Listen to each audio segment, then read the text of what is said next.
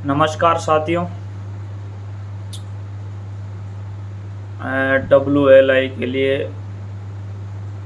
Very very important question का set है और 35% कोटे का नदी रतलाम डिवीज़न का जो रतलाम डिवीज़न के पेपर के प्रश्न हैं वो इस सेट में शामिल किए गए हैं। तो ये जो सेट बनाया गया है, ये जो जितने भी WLI के एग्ज़ाम हुए हैं उनमें जो प्रश्न आए हैं वो प्रश्न इस सेट में लिए गए हैं और ये सेट 1 है और ये आपके सेट 1 है, सेट 1 है ये, और ये आपके 19 फरवरी 2022 का है। और रतलाम डिवीज़न के अंतर्गत जो पेपर में प्रश्न आए हैं उन प्रश्नों का इस सेट में समावेश है। तो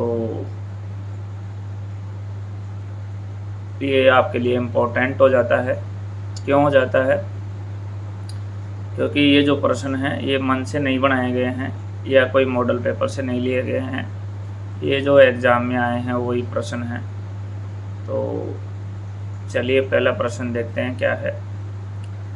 रेल सेवा काम के घंटे व आराम की अवधि में नियमों में संशोधन किया गया। तो ये आपके 2005 में किया गया था। दूसरा प्रश्न है HOER का है। HOER का मतलब हाउस ऑफ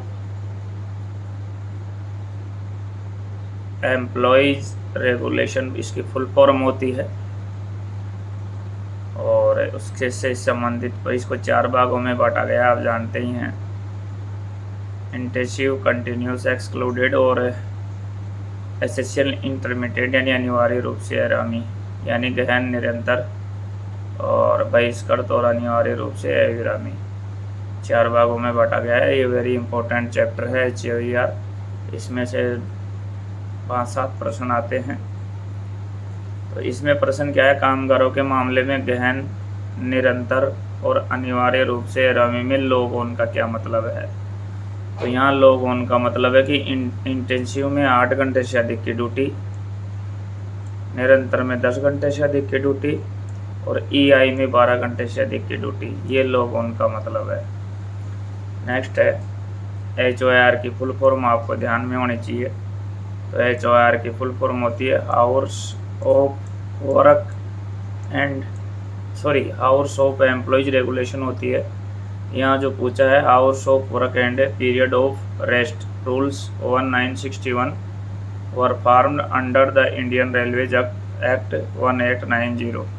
तो इसमें जो है वो आपके निरंतर है, कंटिन्यूस है, इंटेंसिव है और EI है, अनिवार्य रूप से अविरामी।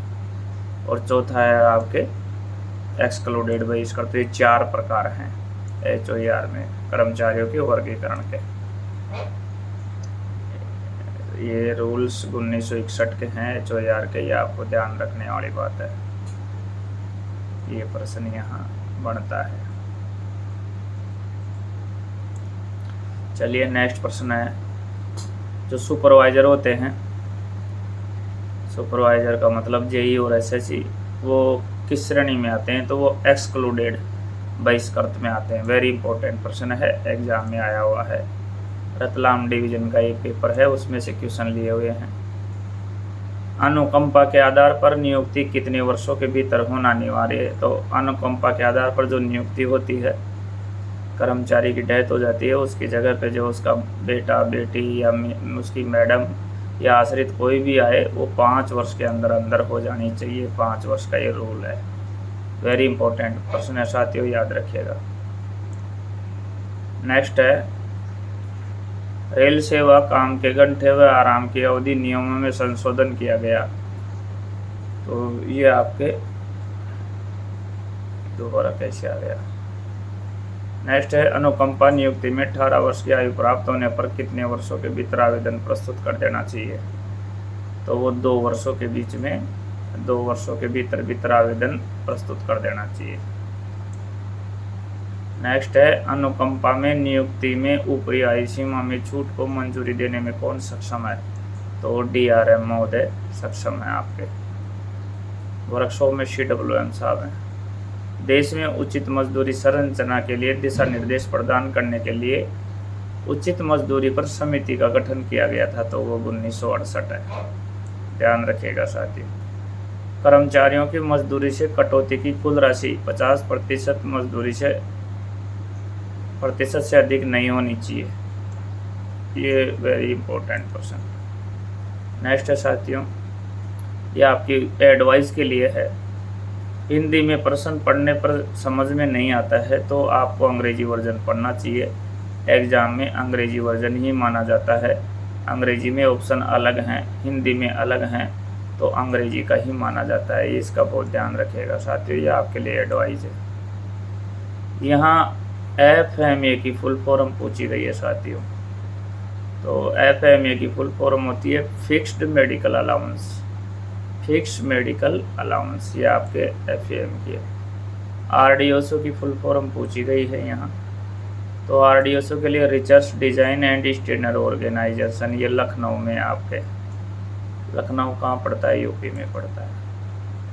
और यहाँ RWF रेलवे फैक्ट्री, ये आपके लंका बेंगलोर में है, जहाँ एक्सल एंड व्हील बनाने का काम होता है, ध्यान में रखिएगा। और ये प्रश्न है आपके MACP से, modified assured career progression scheme, जो कि आपके 1/9/2008 से लागू है। और इसमें 25 जुलाई 2016 को वेरी गुड बेंचमार्क का प्रावधान है। देखिए यहाँ 4-5 प्रश्नों का, ये 26 जुलाई नहीं है, ये मैं सही कर देता हूँ। यहाँ पे आपके 25 जुलाई आएगा। 25, देखो यहाँ क्या क्या याद रखना है आपको। एक तो MACP की फुल फॉर्म याद रखनी है, पहला प्रश्न, modified assured career progression scheme. दूसरा यह है कि ये कब से लागू हुई, तो ये आपके 1/9/2008 से लागू हुई। 2 प्रश्न। तीसरा प्रश्न ये है कि MACP के अंदर वेरी गुड का बेंचमार्क कब से लागू हुआ, तो ये लागू हुआ आपके 25 जुलाई 2016 को। और चौथा प्रश्न ये है कि MACP में कितने वित्तीय लाभ दिए जाते हैं, तो 3 वित्तीय लाभ दिए जाते हैं, जो कि आपके 10, 20 और 30 साल की सेवा पर, यानी हर 10 साल पे यदि आपका प्रमोशन नहीं होता है तो आपको MACP योजना के तहत 3 वित्तीय लाभ मिलेंगे, जो कि 10, 20 और 30 के अंतराल पे मिलते हैं।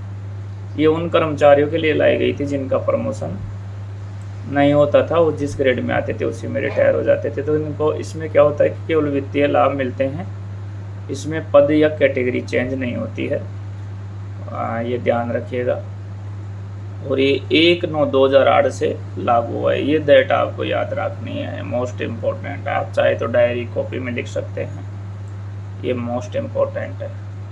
नेक्स्ट है यहाँ AMG की फुल फॉर्म पूछी गई है, तो alternate employment on medical grounds. Alternate employment on medical grounds, ये AMG की फुल फॉर्म होती है।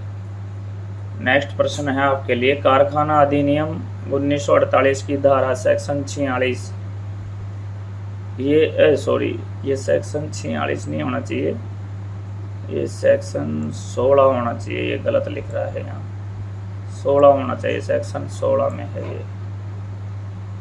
कारखाना अधिनियम 1948 की धारा सेक्शन 16 में 250 आदमियों से ज़्यादा हो तो कैंटीन की व्यवस्था होनी चाहिए, और 150 तो फर्स्ट एंड बॉक्स की व्यवस्था होनी चाहिए, 500 पर डिस्पेंसरी, एम्बुलेंस और कल्याण निरीक्षक की होनी चाहिए व्यवस्था, और 1000 पे CSO चीफ सेफ्टी ऑफिसर की व्यवस्था होनी चाहिए, और 30 महिलाओं पर बाल शिशु गृह की व्यवस्था होनी चाहिए।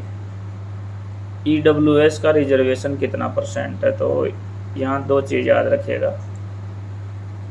EWS की full form economically weaker section, और इसका रिजर्वेशन 10% है, और यह आपके फरवरी 2019 में लागू हुआ था। थोड़ा और कंफर्म कर लीजिएगा, जहाँ तक मुझे ध्यान है फरवरी 2019 है, अरे सॉरी 12 जनवरी 2019 है, मैंने देखा नहीं, आपको यूँ बता दिया। और इसकी जो फुल फॉर्म होती है वो आपके इकोनॉमिकली वीकर सेक्शन, इसकी फुल फॉर्म होती है WS की। इकोनॉमिकली वीकर सेक्शन, इसकी फुल फॉर्म होती है, इसका रिजर्वेशन 10% होता है EWS का, और यह आपके 12 जनवरी 2019 से लागू है। और एक चीज़ और है इसमें, मैं भूलना बता रहा हूँ, इसमें आपके दिमाग से निकल रहा है साथियों, हाँ 8 लाख रुपए इसके लिए, 8 लाख रुपए से ज़्यादा नहीं होनी चाहिए इसका लाभ लेने के लिए। वार्षिक सालाना आय आपकी आई 8 लाख रुपए से ज़्यादा नहीं होने तो EWS से देखिए 4% बन गए। पहला तो इसकी फुल फॉर्म होती है इकोनॉमिकली वीकर सेक्शन, रिजर्वेशन इसका 10% है, दूसरा पर्सन। तीसरा ये कब से लागू हुआ, तो ये 12 जनवरी 2019 से लागू हुआ। और चौथा पर्सन है, इसकी सीमा है जो 8 लाख रुपए, ध्यान में रखिएगा। 18% है रेल सेवक अनुशासनात्मक और अपील नियम कब से लागू हुआ, यानी डिसिप्लिन एंड अपील रूल कब से लागू हुआ, तो ये 1 अक्टूबर 1968 से लागू हुआ, ध्यान में रखिएगा। NMR की फुल फॉर्म क्या होती है, तो नीलगिरी माउंटेन रेलवे होती है, ये साउथर्न रेलवे दक्षिणी रेलवे में पड़ता है। वेरी इंपॉर्टेंट एब्रीविएशन है, ध्यान में रखिएगा, नीलगिरी माउंटेन रेलवे, ये वेरी इंपॉर्टेंट प्रश्न है साथियों। भारतीय रेलवे में पेंशन कब से प्रारंभ की गई, तो 1 अप्रैल 1957 से भारतीय रेलवे में पेंशन प्रारंभ की गई। और पारिवारिक पेंशन आपके 1/1/1964 से प्रारंभ की गई। पेंशन प्राप्त करने के लिए मिनिमम सर्विस कितना साल होना जरूरी है, तो ये 9 माह 9 वर्ष यानी 10 साल की जरूरी है पेंशन प्राप्त करने के लिए। और VRS लेने के लिए 20 वर्ष की सेवा जरूरी है। ये वेरी गुड इम्पोर्टेंट, ये जो पूछी गई है SRPF,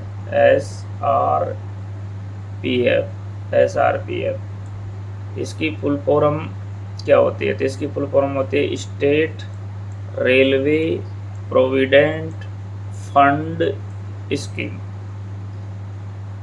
ये होती है आपके स्कीम। दोबारा बोल रहा हूँ, SRPF state railway provident fund scheme. पारिवारिक पेंशन कब से लागू हुई, तो 1/1/1964 से लागू हुई। साधारण पारिवारिक पेंशन कितना प्रतिशत दी जाती है, तो बेसिक पे का 30% या 9,000 रुपये पर मंथ। और ये कब से लागू हुई, ये 1/1/2016 के बाद लागू हुई, पहले ये 3500 रुपये थी। अब ये ध्यान रखिएगा साथियों, जो NPS है पहले इसको न्यू पेंशन स्कीम के नाम से जाना जाता था, अब इसको नाम बदल दिया, नेशनल पेंशन सिस्टम कर दिया गया। ये 1/1/2004 से लागू है। और इसमें कर्मचारी का 10% तथा सरकार का 64% यानी 24% इसमें अब कर दिया गया कंट्रीब्यूशन। बेसिक प्लस DA का 10% कर्मचारी का और 14% सरकार का, तो ये टोटल 24 इसमें कर दिया गया है। देखिए इससे कितने क्वेश्चन बनते हैं। NPS की पहली बात है, NPS की फुल फॉर्म बताइए, तो पहली तो थी ये न्यू पेंशन स्कीम, अब इसको बना दिया नेशनल पेंशन सिस्टम। तो अब आपको NPS का जो राइट उत्तर देना है फुल फॉर्म का, वो ये देना है नेशनल पेंशन सिस्टम। और ये कब से लागू है, 1/1/2004 से लागू है। और इसमें कर्मचारी का कितना प्रतिशत योगदान होता है, तो 10% होता है बेसिक प्लस DA का, और 14% इसमें सरकार का होता है, ध्यान रखिएगा। और इसकी 2019 से ये लागू है। नेक्स्ट है NPS के कितने टायर होते हैं, तो 2 टायर्स होते हैं। और NPS की कटौती कितनी होती है, तो बेसिक प्लस DA का 10% कटौती होती है, याद में रखिएगा। और 14% कटौती इसमें सरकार की है। PFRDA की फुल फॉर्म बताइए, तो इसका PFRDA की फुल फॉर्म होती है pension fund regulatory development authority, ये इसकी PFRDA की फुल फॉर्म होती है। वेरी इंपॉर्टेंट है ये, ध्यान में रखिए। यहाँ है प्राण पेंशन रिटायरमेंट अकाउंट नंबर, ये कितने डिजिट में होता है, तो ये 16 डिजिट में होता है, 16 अंकों का होता है। और पैन कार्ड कितने अंकों का होता है, तो पैन कार्ड 10 डिजिट में होता है। और आधार कार्ड का कितने डिजिट में अंक होते हैं, तो वो 12 डिजिट में होते हैं आधार कार्ड के अंक। What is the maximum percentage for commutation of pension, तो ये 40% होता है, ध्यान में रखिएगा। और इसका जो फॉर्मूला है कम्युटेशन ऑफ पेंशन का, वो 40% बेसिक गुणा 12 गुणा आयु गुणक, ये इसका फॉर्मूला है, याद रखिएगा। फॉर्मूला भी पूछा जा सकता है। खैर ये 40% तो पूछा जाता ही जाता है, ये तो वेरी इंपॉर्टेंट है ही है। और 33 नंबर का है डेथ कम रिटायरमेंट ग्रेजुएटी। पहली बात तो आपकी इसकी फुल फॉर्म आनी चाहिए आपको कि DCRG की फुल फॉर्म क्या होती है। तो इसकी फुल फॉर्म होती है आपके डेथ कम रिटायरमेंट ग्रेजुएटी। इसकी अधिकतम राशि 20 लाख रुपए है, और ऑन ड्यूटी यदि रेलवे कर्मचारी मरता है तो उसको 25 लाख रुपए की राशि है। प्रश्न नंबर 34 है, सेवानिवृत्ति पेंशन पाने हेतु कितने साल की एरक सेवा होना आवश्यक है, तो 20 साल की सर्विस आवश्यक है पेंशन के लिए भी, और मानार्थ पास के लिए भी 20 साल की सर्विस ज़रूरी है, और VRS के लिए भी 20 साल की ज़रूरी है, और सेवानिवृत्त पेंशन पाने के लिए भी 20 साल की सर्विस ज़रूरी है, तो ये ध्यान में रखिएगा। और मानार्थ पास लेने के लिए भी 20 साल की सर्विस ज़रूरी है कम से कम, ये ध्यान में रखिएगा। पेंशन के लिए न्यूनतम एरक सेवा क्या है, 9 वर्ष 9 माह यानी कि 10 वर्ष। 10 वर्ष की सेवा के पश्चात रेलवे में रेल कर्मचारी पेंशन का हकदार हो जाता है। पेंशन की अधिकतम राशि क्या है, तो पेंशन की अधिकतम राशि 1,25,000 रुपये है जो लेवल 18 की होती है, और मिनिमम 9,000 रुपये है जो लेवल 1 की होती है। तो मिनिमम राशि है 9,000 और अधिकतम है 1,25,000। पेंशन की मिनिमम राशि 9,000 और अधिकतम 1,25,000। NPS कर्मचारियों को 16 डिजिट अंक प्रदान किए गए हैं। NPS का जो कार्ड दिया जाता है नेशनल पेंशन सिस्टम का, उसमें 16 अंक के डिजिटल होते हैं, प्राण में जिसको बोलते हैं अपन को। जो परमानेंट रिटायरमेंट अकाउंट नंबर देते हैं वो 16 डिजिट का होता है, 16 अंकों का होता है, ध्यान में रखिएगा। देखिए पेंशन में वृद्धि कैसे होती है, ये बहुत महत्वपूर्ण प्रश्न है और ये आपके बार बार रिपीट होता है। तो यहाँ पेंशन वृद्धि प्रतिशत में इस प्रकार है, यदि 80 से 85 के बीच में पूछता है तो 20% होगी, 85 से 90 के बीच में पूछता है तो 30% होगी, 90 से 95 के बीच में पूछता है तो 40% होगी, और 95 से 100 के बीच में पूछता है तो 50% होगी, 100 से अबव हो तो 100% होगी। जैसे मान लीजिए प्रश्न आ जाए कि 92 वर्ष की अवधि में कर्मचारी की पेंशन वृद्धि कितनी होगी, तो 90 से 95 आ गया तो 40% आपका आंसर आ जाएगा। जैसे मान लिया पूछ लिया कि 87 वर्ष की आयु में पेंशन में वृद्धि कितनी प्रतिशत होगी, तो 87 85 से 90 के बीच में आ गया तो 30% की वृद्धि होगी। मान लीजिए पूछ लिया कि 100% से अबव कितने प्रतिशत की होगी, तो 100% की होगी। मान लीजिए 96 वर्ष की आयु में कर्मचारी की पेंशन में कितने प्रतिशत की वृद्धि होगी, तो मान लिया 96 आ गया आपका 95 से 100 के बीच, तो फिर इसमें आपका 50% आ जाएगा। हाँ ये बहुत वेरी इंपॉर्टेंट प्रश्न है साथियों, ये वेरी इंपॉर्टेंट प्रश्न है, बहुत अच्छा प्रश्न है, वेरी इंपॉर्टेंट प्रश्न है। पेंशन का कम्यूटेड भाग कितनी अवधि के पश्चात पुनः रिस्टोर हो जाता है, तो ये 15 साल है। बहुत ही अच्छा प्रश्न है, आप डायरी में लिख लीजिए, वेरी इंपॉर्टेंट। मृतक के परिवार में कोई सदस्य नहीं होने पर उसके माता पिता आश्रित होने पर पेंशन दे, ये बिल्कुल सही है। रेल कर्मचारी की डेथ हो गई, उसके परिवार में कोई सदस्य नहीं है और माता पिता उसके ऊपर आश्रित थे, तो माता पिता को पेंशन मिलेगी। और ये 98 में ये रूल लाया गया था, तारीख मुझे याद नहीं है साथियों, ये प्रश्न आगे आएगा जब मैं बता दूंगा। DLI का भुगतान किसे दिया जाता है, तो ये दिवंगत कर्मचारी को कानूनी वारिसों को दिया जाता है, ध्यान में रखिएगा। मानसिक रूप से विकलांग पुत्र पुत्री की कितनी उम्र तक परिवार को पेंशन दे है, तो ये आजीवन है डॉक्टरी प्रमाण पत्र के आधार पर। बहुत ही अच्छा प्रश्न है, याद रखिएगा। नेक्स्ट है, आश्रित माता पिता को सभी शर्तें पूर्ण करने पर किस स्थिति से पारिवारिक पेंशन प्राप्त करने के योग्य बनाया? तो ये मैंने पूछा था अभी आपसे कि 1998, तो मुझे तारीख याद नहीं थी, तो ये 1/1/1998 ये प्रश्न तुरंत ही आ गया, लेटेस्ट आ गया, ये ध्यान रखिएगा साथियों। क्या विधवा तथा तलाकशुदा पुत्री परिवार पेंशन की हकदार है? यस, वेरी इंपॉर्टेंट क्वेश्चन, ध्यान में रखिएगा।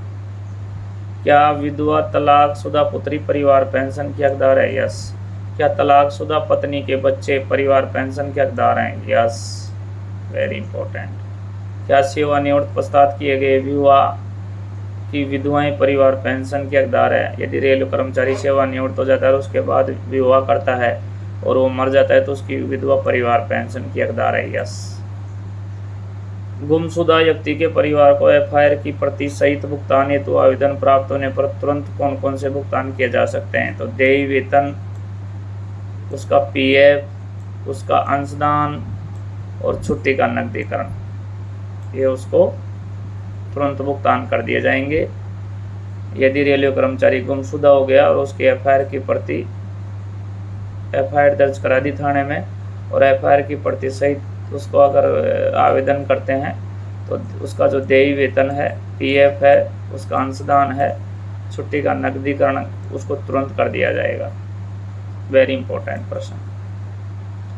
अविवाहित बेरोजगार पुत्र कितनी उम्र तक परिवार पेंशन प्राप्त करने का हकदार है? तो ये 25 वर्ष तक है साथी, ध्यान रखिएगा।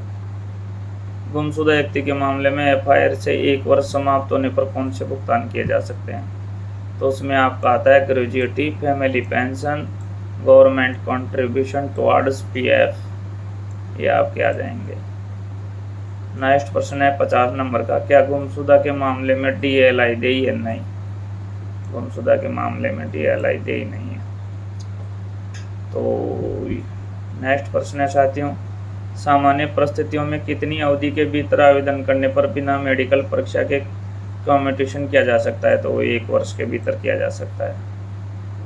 एसआरपीएफ ओपटी की विधवाओं को एक्स ग्रेजुएटी पेमेंट किस स्थिति से दिया गया? तो 1/1/1986 से दिया गया। क्या नौकरी से निकाले गए कर्मचारी की विधवा को एक्स ग्रेटिया पेंशन हेतु पात्र है? नहीं। नेक्स्ट है, क्या अस्थायी ओहदा प्राप्त नैमित्तिक श्रमिक की विधवा पेंशन की हकदार है? गलत।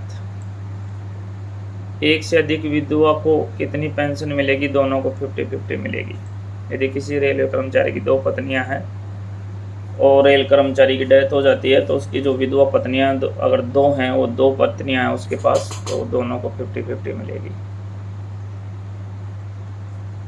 एसआरपीएफ ओपटी की विधवा को एक्स ग्रेटिया पेमेंट दिनांक 1/11/1997 से किस दर पर किया जा रहा है? तो 605 रुपये है। State railway provident fund. अवैध पेंशन के लिए न्यूनतम अर्हता सेवा की आवश्यकता क्या है? तो न्यूनतम 10 वर्ष है। ये नियम 55 में बताया गया है।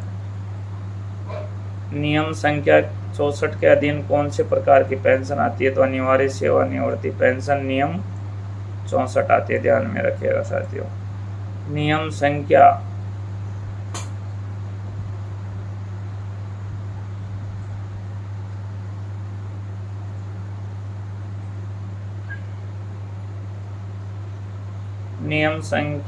63 के तहत कौन से प्रकार की पेंशन लागू है? तो प्रतिपूर्ति पेंशन लागू है। 1/1/2016 को न्यूनतम पेंशन क्या थी? 3500 रुपये थी। फिर उसको 1/1/2016 को बढ़ा करके उसी दिन 9000 रुपये कर दी गई। 7 पे कमीशन मान लीजिए, क्योंकि 1/1/2016 को 7 पे कमीशन लागू हो गया था। तो आपको 1/1/2016 से पहले 3500 रुपये थी, 1/1/2016 से 9000 रुपये है। क्या लोक निरीक्षक की पेंशन के लिए 55% वेतन जोड़ा जाता है? नहीं जोड़ा जाता, 30% पे जोड़ा जाता है। डॉक्टरों की पेंशन और ग्रेजुएटी की गणना करते समय वेतन निर्धारण क्या है? 25% ऑफ द पे। नियम संख्या 64 के अधीन कौन से प्रकार की पेंशन आती है? तो अनिवार्य सेवानिवृत्ति pension rule 64, compulsory retirement pension rule 64 आती है, ध्यान रखिएगा। नियम संख्या 63 के तहत कौन सी प्रकार की पेंशन शामिल है? तो कंपनसेशन पेंशन शामिल है, प्रतिपूर्ति पेंशन। भविष्य के अच्छे आचरण के लिए पेंशन कौन सी मैनुअल नियमावली का अधीन है? तो रूल नंबर 8 के अधीन है, ध्यान रखिएगा। पेंशन नियमावली नियम संख्या 10 किस प्रकार की पेंशन के लिए लागू है? तो प्रोविजनली पेंशन के लिए लागू है, अनंतिम पेंशन के लिए लागू है। नेक्स्ट है प्रतिपूर्ति भत्ता किस प्रकार के मामलों में लागू होता है? तो सेवा से बर्खास्त या निष्कासन करने के मामले में प्रतिपूर्ति भत्ता लागू होता है। सेवा से बर्खास्त या निष्कासन करने के मामले में, ये प्रश्न अभी ईस्टर्न रेलवे में आया भी था। प्रतिपूर्ति भत्ता किस प्रकार के? तो डिसमिस्ड और रिमूव्ड फ्रॉम सर्विस केसेस। क्या प्रतिपूर्ति भत्ते के अनुदान के लिए न्यूनतम अर्हता सेवा क्या है? न्यूनतम अर्हता सेवा 10 वर्ष आवश्यक है, जो कि आपके RB नंबर 79/05 में दे रखा है। क्या PPO में पेंशन की अतिरिक्त मात्रा का उल्लेख किया जाता है? यस, PPO में दर्शाया जाता है। सेवा ग्रेजुएटी किसके लिए लागू नहीं होती? जिस कर्मचारी की अर्हता सेवा 10 वर्ष से कम है उसके लिए सेवा ग्रेजुएटी लागू नहीं होती। 71वां प्रश्न है, क्या कोई कर्मचारी जो अवैध पेंशन पर सेवानिवृत्त हुआ है बिना चिकित्सीय जांच के कम्यूटेशन के लिए पात्र है? नहीं। क्या पोस्ट रिटायर होने वाले पति पत्नी पारिवारिक पेंशन के हकदार है? Yes, true, right. क्या जीवित बच्चा या बच्चे एक समय में 2 पारिवारिक पेंशन पा सकते हैं? राइट। CGE, GIS और छुट्टी वेतन के भुगतान में विलंब पर क्या क्या ब्याज देय है? नहीं। कंपनसेशन अपॉइंटमेंट के आधार पर नियुक्ति के लिए नई न्यूनतम आयु सीमा 18 वर्ष है। अनुकंपा नियुक्ति में न्यूनतम आयु सीमा में 1 वर्ष तक की छूट देने का अधिकार किसके पास है? तो ये GM महोदय के पास है। वो 17 साल की एज में भी नियुक्ति दे सकता है। अनुकंपा नियुक्ति में न्यूनतम आयु सीमा में 1 साल से ज़्यादा छूट देने का अधिकार किसके पास है? तो ये रेल मंत्री के पास है, ध्यान रखिएगा साथ। अनुकंपा नियुक्ति के मामले में कितने समय के भीतर समय सीमा अधिकतम कितनी है? तो 5 साल के अंदर अंदर कार्रवाई कर लेनी चाहिए, 5 साल के अंदर अंदर, ध्यान में रखिएगा, वेरी इंपॉर्टेंट प्रश्न। ड्यूटी के दौरान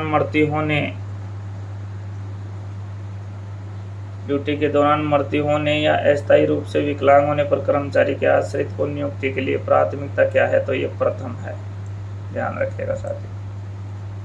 अनुकंपा मामले में ड्यूटी के बाद रेलवे के कारण मृत कर्मचारी के आश्रित को नियुक्ति के लिए प्राथमिकता क्या है? तो ये दूसरी वरीयता है। ये पूछा जाता है पहली, दूसरी, तीसरी, चौथी, चारों याद होनी चाहिए आपको। देखो थर्ड के लिए क्या है? अनुकंपा आधार पर नियुक्ति के लिए जो सेवा के दौरान मृत्यु होने या पूर्णतः रिक्त होने वाले अधिवार्षता सेवा, पूर्ण सेवानिवृत्ति, पूर्ण लाभ या चिकित्सा आधार पर 30 वर्ष से कम अर्घ सेवा पूर्ण की है, जिन्हें पूरे पेंशन लाभ 30 साल की सेवा से SC से PF ड्यूटी के बाद मत कर्मचारी के आश्रय को नियुक्ति के लिए प्राथमिकता क्या है? तो ये आपके थर्ड हो जाएगी, थर्ड प्राथमिकता। और ये शायद चौथे के मामले में, अनुकंपा आधार पर नियुक्ति के लिए जो चिकित्सा आधार पर विकोटीकृत किए गए जिनकी 30 वर्ष या अधिक की अर्घ सेवा पूर्ण हो ऐसे कर्मचारी के आश्रित को नियुक्ति के लिए प्राथमिकता क्या है? तो ये चौथी है, ध्यान रखिएगा साथियों। क्या अनुकंपा नियुक्ति के मामले में ड्यूटी के दौरान मृत्यु का मामला प्राथमिकता क्रमांक 1 माना जाता है? यस। क्या अनुकंपा नियुक्ति मामले में विधवा को कक्षा 8वीं पास होना जरूरी है? नहीं, कोई जरूरी नहीं है। क्या अनुकंपा मामले में निकटतम संबंधी को नियुक्ति दी जा सकती है? नहीं दी जा सकती। कौन कौन पात्र होते हैं उसके लिए? उसकी बीवी, उसके बच्चे, या उसके ऊपर जो, अगर वह अविवाहित है कोई उसके ऊपर आश्रित है तो वो उसके बीवी बच्चे, और अगर अविवाहित है और जो उसके ऊपर कोई आश्रित है, जैसे उसकी बहन आश्रित है या उसका भाई आश्रित है, उसको दी जा सकती है। ड्यूटी के दौरान कार्य करते वक्त श्रमिक की मौत हो जाने पर नियुक्ति अनुकंपा मामले में प्राथमिकता का नंबर 1 है और उसको 25 लाख रुपए मिलते हैं।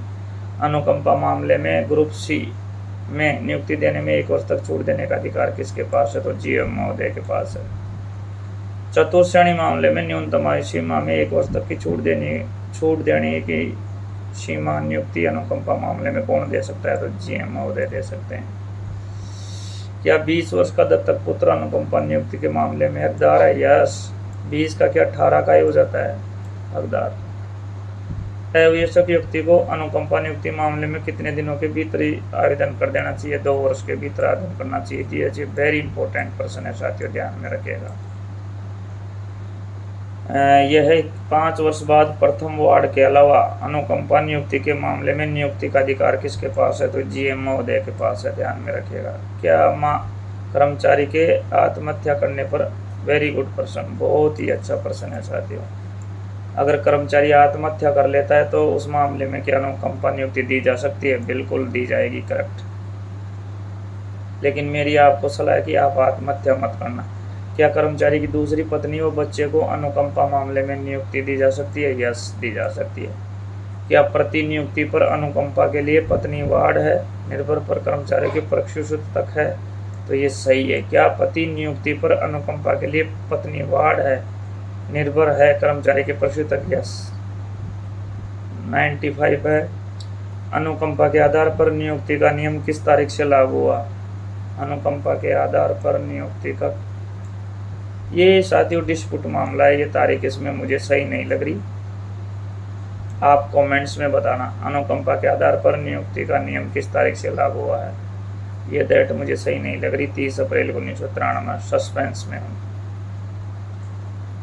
यदि मृतक कर्मचारी के एक से अधिक उत्तराधिकारी है, जैसे भाई बहन पुत्र, तो किसे नियुक्ति दी जाएगी? तो पति द्वारा जो अनुशंसित होता है, यानी पति पत्नी जिसके लिए बोले उसको नियुक्ति दी जाएगी। 97 नंबर का प्रश्न है, वेरी इंपॉर्टेंट। अनुकंपा आधार पर नियुक्ति की प्रक्रिया में कितने दिनों तक रेल आवास को रोकने की अनुमति है? तो 2 साल तक है।